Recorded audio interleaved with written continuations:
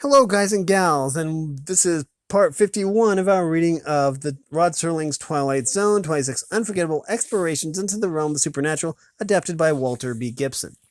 And we're going to go over the copyright information. Let me find it in the book real quick. Okay, here we go.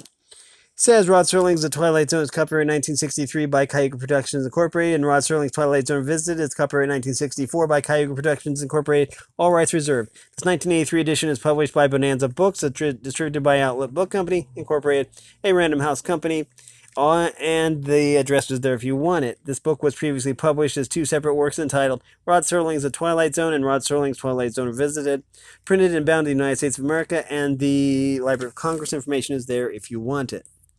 Anyways, we are going to start a new story here. We finished off the house on the island in the last story, in the last part.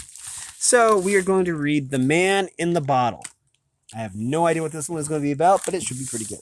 These are all really good. Okay, Castle's Pawn Shop was a beaten down joint in a beaten down neighborhood, patronized by beaten down customers who tried to unload beaten down goods on a pair of beaten down proprietors. If it hadn't been, the story never would have begun nor ended. The shop consisted of one badly cluttered, miserable little room containing mostly junk, which included the showcase that displayed it. One in particular was an eyesore.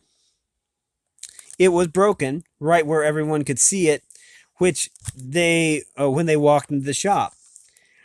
That showcase was just one bone of contention between the two proprietors, Arthur Castle and his wife Edna. Arthur was gaunt, worn, but still hopeful, though he looked 10 years older than his age of 36. Edna was practically capable and exciting. Edna was practical, capable, and exciting. So she was wasting her time, though she didn't know it. That was why they argued about little things like a broken showcase. Right now, they were arguing about a little thing like the gas and electric bill. Arthur was shooting his opinion from behind the counter at one side of the shop, and Edna was furnishing repartee from the depths of an old-fashioned roll-top desk across the way. That's one bill I can't pay, Arthur stormed. I know it's a month overdue, but I just don't have the money.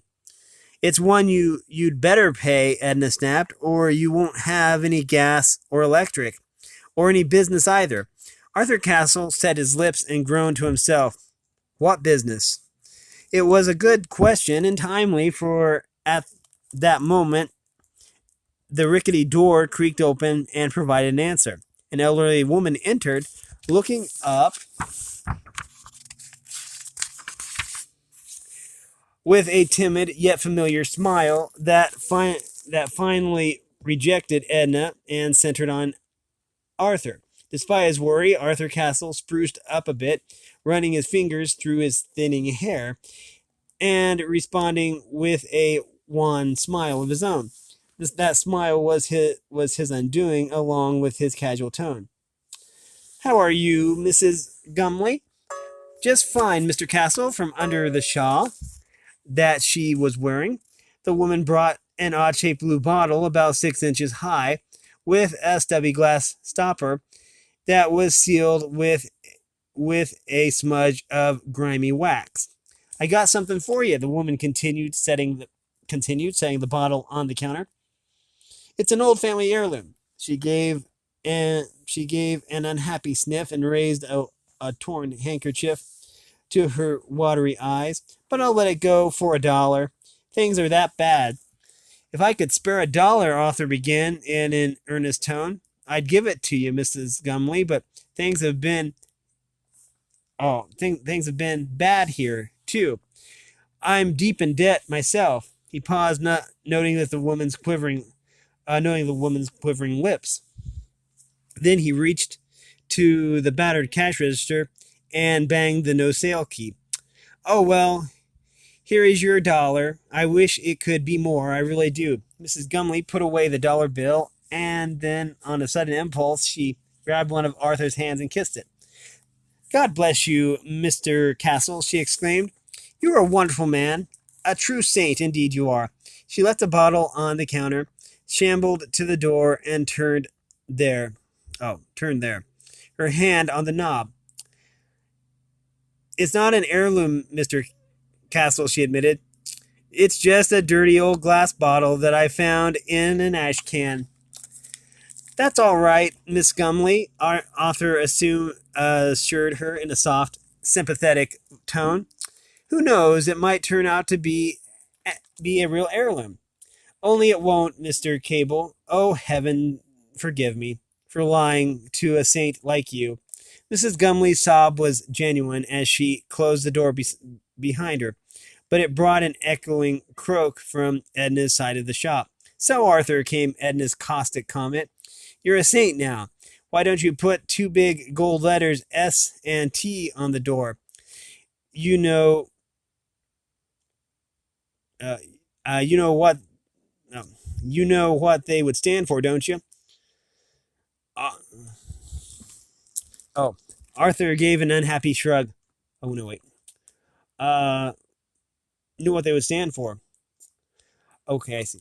Yeah. Do you know what the letters would stand for? Okay. Arthur gave an unhappy shrug. Saint, I suppose. No, indeed, snapped Edna. They stand for soft touch. And you're the type of soft touch that would stand for anything. Poor Mrs. Gumley has to eat, Edna. And don't we? Angrily, Edna came across toward the counter. Arthur, we're on the edge of bankruptcy. We've got more creditors than we have cheap watches that nobody will buy. And you promised me no more handouts. Look, Edna, I can go on being a failure just so long. Arthur's voice was rising too, but it wasn't angry, it was frantic. Now it's catching up with me. As long as I can help somebody, I'm sorry for, like Miss Gumley. It isn't too bad, but I can't afford to be sorry for myself. He paused, made a sweeping gesture about the shop, taking in the grotesque array of junk. From stuffed birds, outmoded typewriters, old umbrellas, grimy crockery, and dented spyglasses, to racks of second-hand clothing. Look at it, Arthur continued in a low tone. My grandfather owned it, and it broke his heart. Then my father, and it killed him too. The meanness of it, Edna. It isn't just a hawk shop where you buy the pitiful remnants of people's better days. It's a shrine to failure. That's what it is. What's happened to us, Edna? We're not old people, and yet this place is making us old. There must be years ahead of us when we don't have to scrimp and count pennies and dodge bill collectors. Why can't we both snap out of it instead of arguing over everything, even this worthless blue bottle? Arthur was swinging toward the counter, and his gesture carried too far. His hand hit the bottle, and it scaled to the floor, striking squarely on its glass stopper.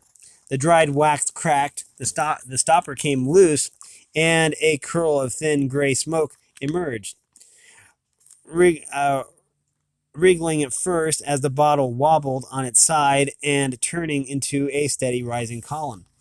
The Castles forgot their quibbling to watch the phenomenon with amazed eyes.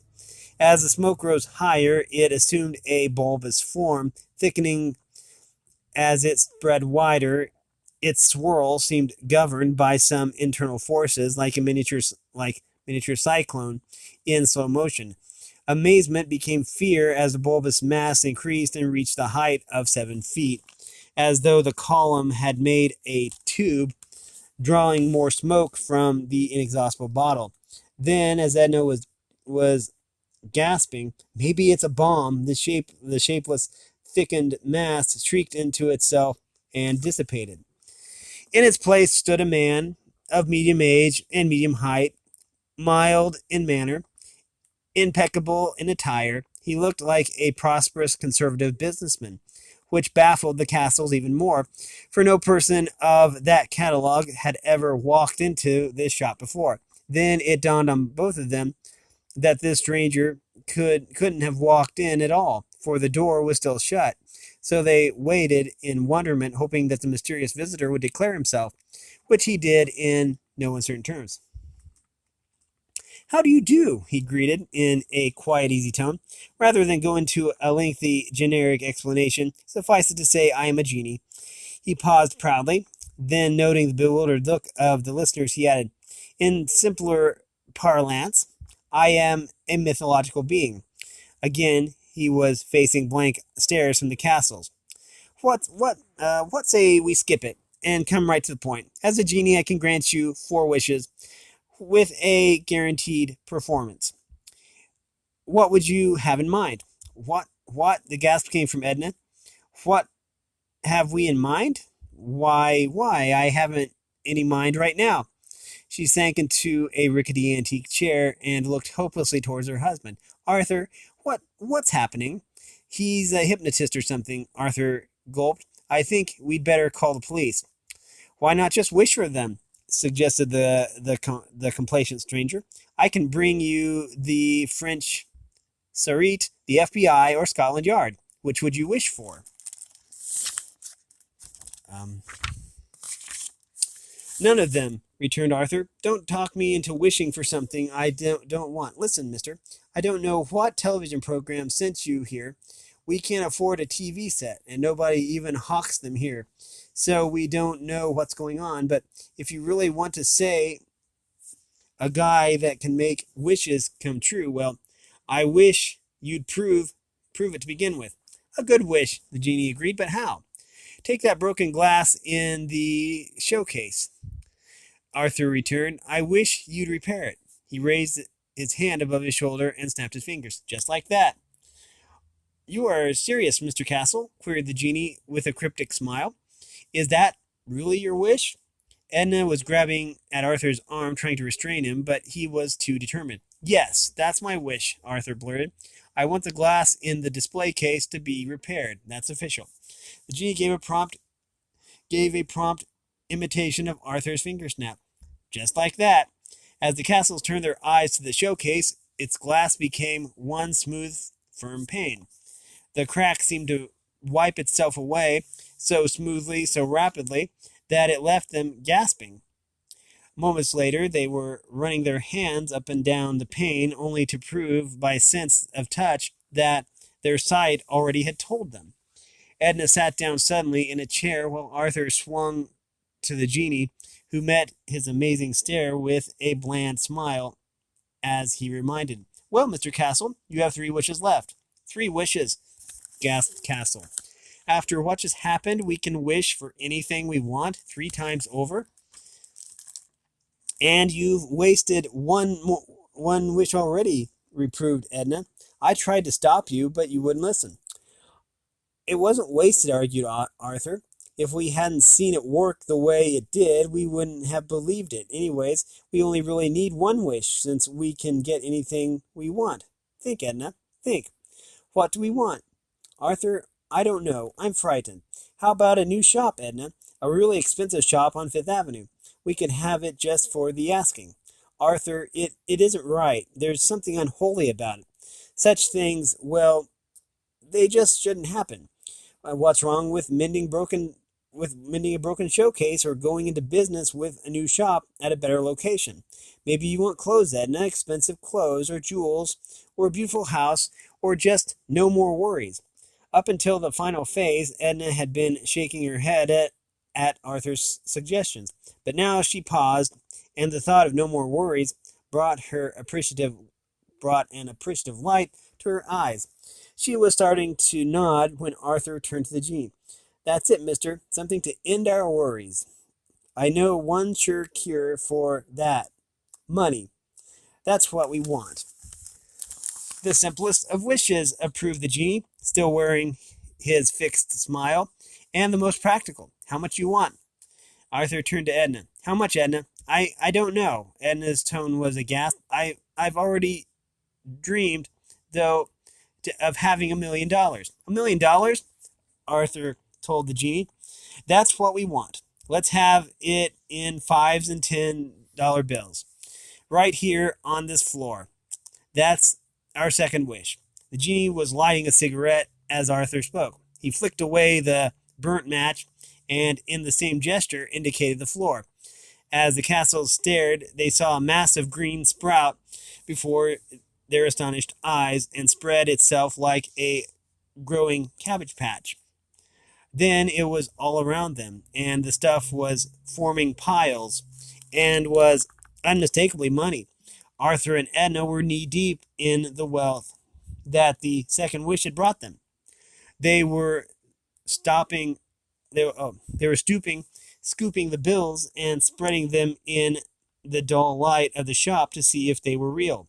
Arthur was waving fistfuls of cash at Edna and shouting, $1,000,000, Edna, $1,000,000. And she was screaming hysterically, $1,000,000, Arthur, and it's all ours. While the genie stood by with his placid smile. In the midst of the excitement, the door to the shop opened and Mrs. Gumley entered, stooping over a shabby purse from which she was counting some small change. Arthur and Edna suddenly queried and watched while the woman said, I've come to pay you back your $1, Mr. Castle. I've got enough here to make it up, so you can throw away that no-good bottle. Mrs. Gumley's voice broke off as she looked up and froze at the sight of vast heaps of currency that were still accumulating in the middle of the shop. Then Arthur, with his characteristic generosity, was counting bills into the woman's hand.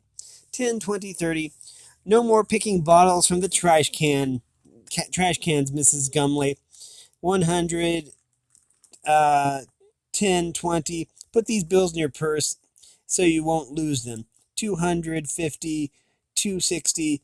Come back for more when you need it. 350, 360. By the time Arthur had reached 500, Mrs. Gumley was on the point of collapse, but Arthur kept on until he had stuffed $1,000 into the shabby purse. He steered Mrs. Gumley out the door only to be crowded back by a man who wanted to shove a big brass drum into the pawn shop. It was Bugsy Jardine, a member of the musical group called the Crickets, whose engagements were so far apart that Bugsy had to hawk the big drum between times. Don't bring that thing in here, Arthur rebuked. We're so cramped for room, and we're clearing stuff out. But Mr. Castle, I need money, and that's what we're clearing out. Arthur waved to Edna. Bring enough fives and tens to make room for a drum. By the time Bugsy's drum was heaped with $5,000, he too was glad to stagger away as Miss Gumley had, but not solely because he was overwhelmed. He was still staggering under the burden of the drum that Arthur didn't want. A small crowd gathered to witness that. So Arthur made the most of it. Step right in, he gestured. Borrow now, pawn something later. If you can find anything to pawn, if you can't find anything to pawn, forget it. So they stepped right in. Among the customers were two sailors on shore leave who hadn't anything to pawn except the destroyer they came from. We can't hawk our ship, one sailor said frankly, because after all, it isn't ours, it's the government's. What about this money? Returned Arthur. Whose name is on it? Mine? No, the government's. I say they should lend you 1,000 each, with the SS Finchley as security. He was studying the ribbons on their sash. So what do you say? I say count it out, mate, replied one of the sailors, and I only wish we'd come off a battleship so we could make it a couple of thousand. Make it a couple of thousand, Arthur turned to Edna. Count it out while I talk to the other customers. Talk to them he did, or rather his money did, the talking as he handed it out freely. All he asked was, why do you want money? And if anybody answered, "So I can spend it," Arthur said that was good enough for him. What was more, every time he handed out $1,000, he insisted that the recipient take another 60. "That's the interest," explained Arthur, "on a 6% basis. When a bank lends you money, they demand 6% because they know you can pay it. So I'm working with a 6% basis too, but since I know you can't pay it to me, I'm paying it to you." That didn't quite make sense even to the pitiful patrons of Castle's pawnshop, but none of them refused the handouts that were given them. Many were old customers and Arthur knew their wants as well as his own, so he provided accordingly. There was one man who always pawned something the day before the rent was due, yet never reclaimed anything he pledged. Arthur gave him enough money for a year's rent and told him to earmark it for that purpose. There was a woman who ran a little variety store that was as dilapidated and downtrodden as the pawn shop. For 2 years now, she'd been telling Edna that someday she would have the store painted and would put in new showcases. Then business would be good. But that day would never come, at least not until today. Now Edna was counting out the needed money and telling the astonished woman to take it and forget it. Arthur was spicing his announcements with quips that pleased the patrons and brought smiles to hopeless faces. Flourishing 2 handfuls of bills, he declared, "We've run out of trading stamps, folks, and we're giving these instead. Automatic redemption certificates that are good anywhere. Come and get them." They came and got them. For a while, it seemed that the pawn shop would be swamped by eager customers, old and new, but gradually the situation changed. People like Mrs. Gumley and the rest were fanning out through the neighborhood, counting their money over and over, so stupefied by happiness that they were unable to tell anyone where or how they had gotten it. The crowd was following those lucky people, hoping to find out. The result was a brief lull back at the pawn shop, and Edna, suddenly reverting to her practical self, took advantage of it to close and lock the door. Sagging into a broken down chair, she told Arthur, "Well, I've heard of castles in the air. We sure made them real for those people. Now it's time that we became castles down to earth and take account of our stock, which right now seems to be money." With that, Edna looked at the stacks about her and gave a hopeless gasp. "Oh dear, there seems to be more than when we started handing it out. How can that be?" "Because it was still growing when we started sharing the wealth. I was only getting rid of the surplus." "And how much would that be, oh dear?" Edna was really bewildered. "There were at least 30 to 40 people who came in here, and we gave some of them $1,000, and others 2,000, and even more of them, and more than that to a few. I've kept count, Edna. Remember my talking about 6% interest? That's what we're giving away, 600,000 out of 1,000,000. Edna gave a relieved sigh. "Then we won't have to count all that's left to find out how much it is." Edna stooped among the stacks of bills and picked up an overturned bottle. "And we owe it all to this. Oh, Arthur, until now our lives were just a hope chest with a rusty lock and a lost set of keys. Now we have everything we could ever wish for." "Not quite," the interruption came from the genie, who had been standing by while the pandemonium had reigned and finally ended. "As owners of the bottle, you have 2 more wishes, remember?" Arthur had an answer for that. "We'll give the bottle back to Mrs. Gumley and let her wish herself $1,000,000. "Sorry, Mr. Castle," objected the genie mildly.